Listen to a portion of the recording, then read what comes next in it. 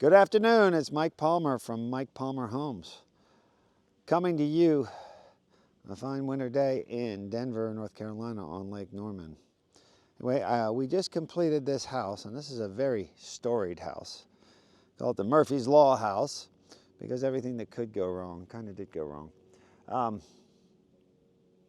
Where to start? This has taken a long time because we had a lot of issues here. But you can see we've got this new sod here.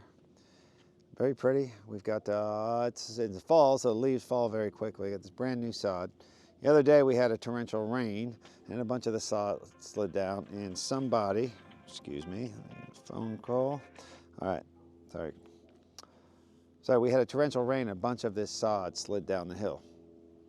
And so we had to come back and fix that, and somebody drove off the edge here, had a big tire track, so we had to fix that. But when we started this house, first day we couldn't find the water tap, and we had to get a sewer tap installed, and they installed it on the neighbor's property. We had to get the county back out here.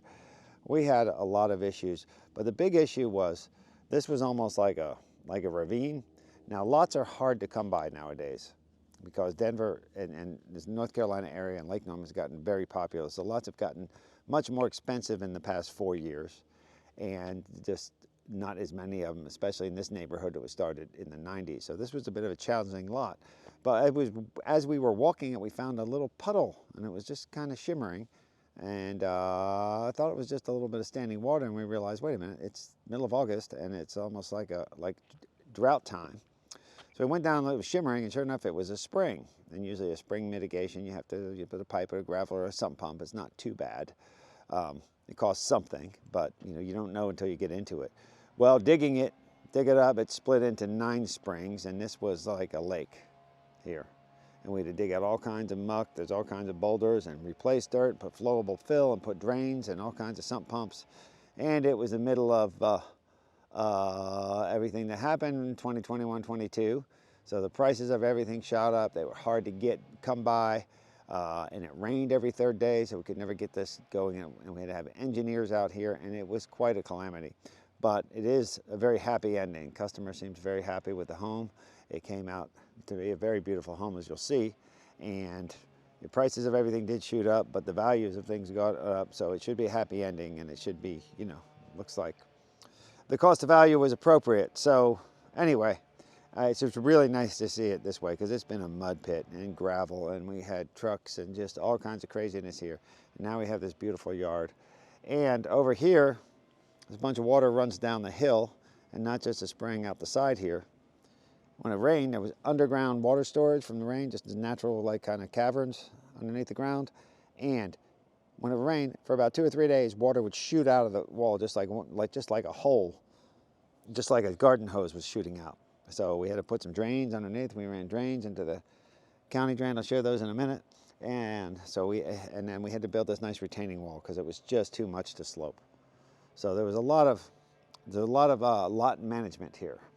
And I think somebody's planning to build up there. That'll be interesting once they do all that. But with this nice retaining wall, they put the river rock bed there. These shrubs are kind of small, but they'll grow fast enough. And it'll be a real pretty bed here. Now we had to make this driveway. We got one shot. It's got to be big enough to turn around and function effectively and have parking there. So we really kind of felt this wall was necessary, this retaining wall. So we had to put some reinforcing behind here. But if you look here, this drain, we got a big commercial grate.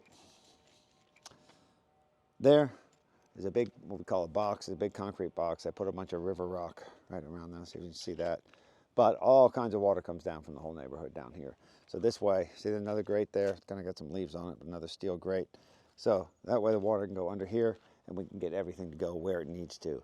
And we've had some heavy rains, and so far it's worked out really well. Now, some other things we had to do here. You look at the height here, that hill slopes up pretty intensely. We had to get this garage up high enough.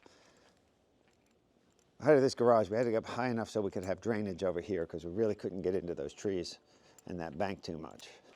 So on this back side, we had to have enough fall here. So if we imagine if this was 2 foot lower. If that was 2 foot lower, we would have problems. So we raised this part of the basement up 2 feet, which makes for a nice, really nice garage, and especially Wait, we'll show you that in a little bit. But we had to raise a wall here, so we did some masonry work on some waterproofing. And over here, you see where the framing is. So we actually built this wood, I'm sorry if you can see it, a wood trough there, so that you wouldn't have dirt up against where there's actual framing. So that way the water would drain properly and you can have flow out of here. So it was pretty tricky to manage. You look at our friends over at Lake Norman Concrete, they do a fantastic job. This beautiful sidewalk. And anyway, look at that nice green lawn. This is something to behold, because this has been a mud and gravel pit for, I mean, it took us a long time to get this straightened out. Anyway, so if you look at the front of the house, let me start talking about the house. I'm talking about all the drama with the lot.